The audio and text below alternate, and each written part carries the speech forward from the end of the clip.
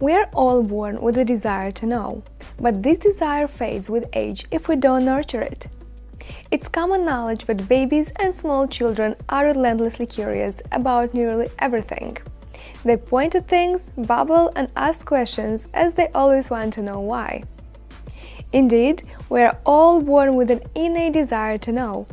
The instinctual knowledge that there are things we don't know but that other people do know is incredibly powerful.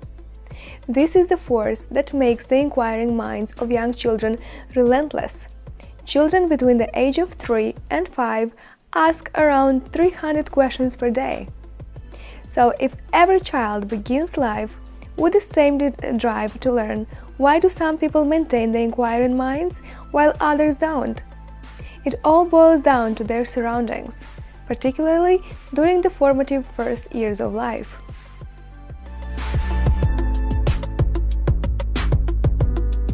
Unfortunately, the older we become, the more our curiosity declines, until we eventually reach a point at which we no longer feel we need to learn anything.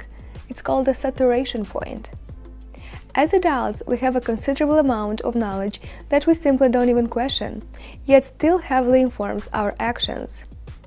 This accumulated knowledge is helpful in situations like driving, where we don't want to expend the energy interpreting the stimuli on the road, such as traffic signs and lights, and when it's simply easier to act automatically.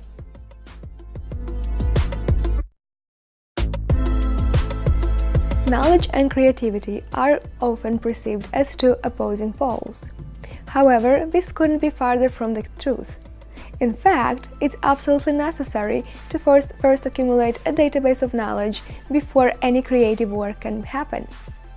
Creativity is the product of novel connections between seemingly unrelated thoughts and ideas. Consequently, the more you know, the more connections you can make. Curiosity, just like creativity, is fueled by knowledge and facts. The more you know about a subject, the more you discover how much is still left to uncover, which then leaves you with information gaps that in turn further ignite your curiosity.